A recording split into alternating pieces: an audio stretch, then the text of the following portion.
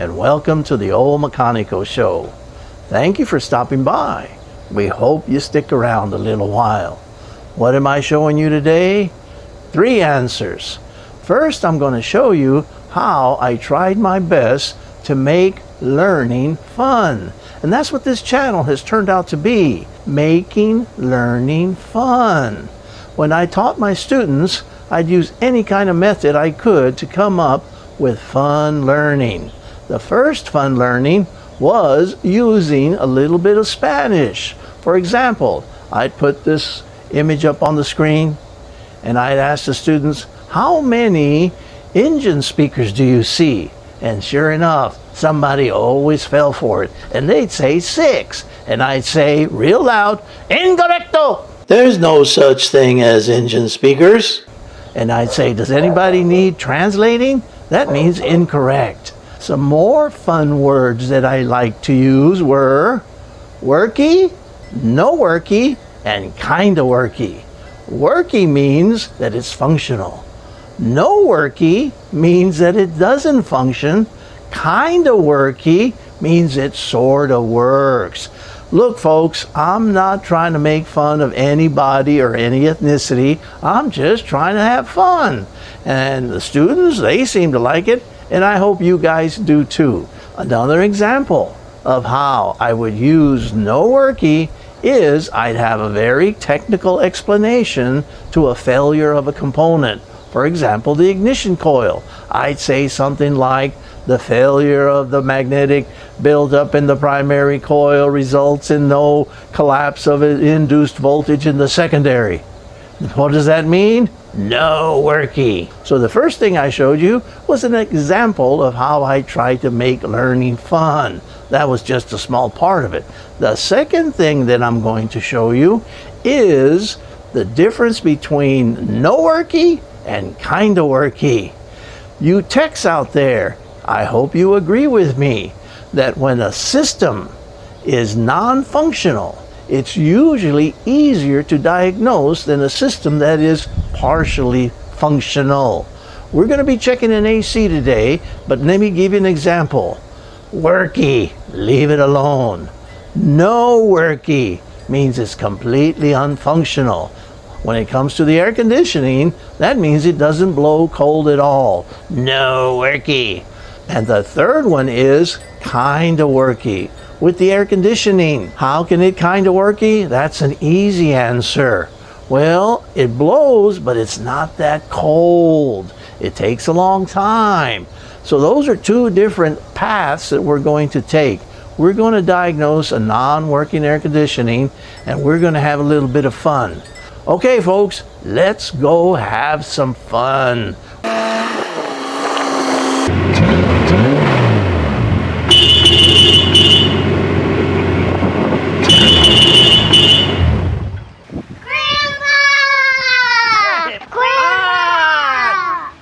To watch the Old Mecanico Show? Not me! Who wants $1? Me! Here's $1. Who wants to make ojitos? Let's make ojitos. Who wants to make ojitos? Who wants to help Grandpa make a new Old Mecanico Show? Me too! Okay, girls, let's check the air condition. Let me start it up. Just a minute. Let me turn it on. Okay, there it is. There's the air condition. Just a minute. What do you think? No worky! No worky? Well, just a minute. Give it a chance. Give it a chance. One more time. What do you think? No worky! You heard the verdict. The girl said, no worky. That's going to be pretty easy to diagnose. Let's check it out. Now, it's always helpful to know what you're working with. We're going to put the air conditionings into 2 major categories. The latest, newest kind of air conditioning has what is called a clutchless. This is a 2014. I don't know what kind of AC compressor it has, but it's going to make a difference. So the 2 kinds of air conditioning compressors are clutchless and with a clutch. Here's how you're going to tell. You're going to find your compressor, you're going to find the clutch, you're going to start the engine You're going to turn the AC on and off, and you're going to look to see if the compressor engages or disengages. Let's do it. We got a little view of the clutch. Start the engine, please. The clutch is not spinning. AC on. The clutch is spinning. That's good. AC off. The clutch turned off. That's what we want. If you have what's called a CCOT, clutch cycling orifice tube, which almost all the vehicles had at one time, but now they have the clutchless, and that's a completely different system. It's like your residential home. The AC turns on, it stays on for a little while. When it reaches the right temperature, the AC turns off. That's called cycling. We have a cycling. The compressor turns on. That's a big deal. If the compressor did not turn on, that means that we're having an electrical problem with one of the pressure switches, pressure sensors, relay, circuit protection, or even the clutch coil. We don't have that problem. Because the clutch turns on, we can go to the next step. The next step is to find the large aluminum pipe. Come on, this one is right here. This is called the suction line. It's a large aluminum and rubber hose with this particular type of crimp on it. What we're going to do next is we're going to start the engine, we're going to turn on the AC, and we're going to touch. We're going to use our fingers to test the suction line. When the AC is working correctly, the suction line should be near ice cold. It should be so cold that it begins to condensate moisture.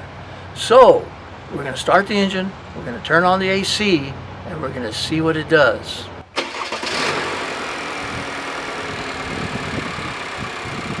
Okay, the engine is running, the compressor is engaged. I am touching the suction hose of this vehicle, and I feel it warm. This is a test. It should be cold. Now, if it was cold and it was warm on the inside, I'd head toward the ventilation system of the blend door, the air temperature mix door. But because this one is not cold at all, I have to do a next test. However, if it was a little bit cold, that means it needs refrigerant. I'm about to connect the gauge. Right now it's at 0. Let's connect to the system and see what our pressure is. We connected and we have 70 pounds of pressure. Right now the engine is off and we are measuring what is called static pressure. With the engine off, we should have at least the temperature of the day in pounds. For example, it's about 80 degrees right now, not too hot, and we have about 70 pounds of pressure. That's plenty of refrigerant pressure for us to get a little bit of working, right? So our static pressure is an important one. If we had like 45 psi, that tells me that the system is low without the engine running. It's called static pressure. And we should have at least the temperature of the day. If it's 90 degrees, we should have 90. If it's 70 degrees, we should have 70. The static pressure on this vehicle is pretty close to normal. Now it's time to start the engine. Start the engine, please. Turn on the AC. Let's look at the gauge.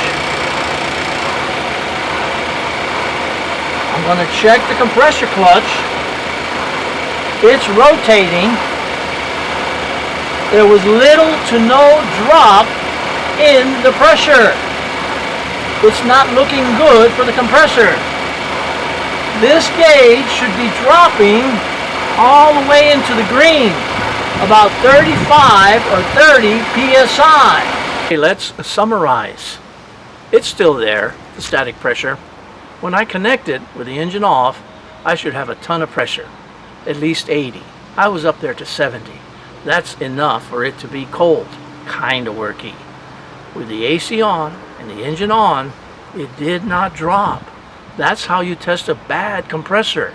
Good compressor will make this go down all the way into the green to about 30 or 35 pounds of pressure. This compressor, even though it is rotating, is completely failed on the inside. Now, if everything goes just right, I hope to get this old compressor disassembled so I can show you the exact failure. That was, in my opinion, one of the best parts for the student to learn. Once the repair was finished and the vehicle was gone, I'd tell them, okay, take that compressor apart so you can see the failure on the inside. And I am going to try my best to try and provide you with that, but this video is getting a little bit long. Folks, thank you for sticking around. I appreciate the view. If you like this video, it is so helpful if you give us that thumbs up. If you learned something, please write it in the comment. And I hope you had a little fun. We did. And if you haven't subscribed yet, please do so. Keep coming back.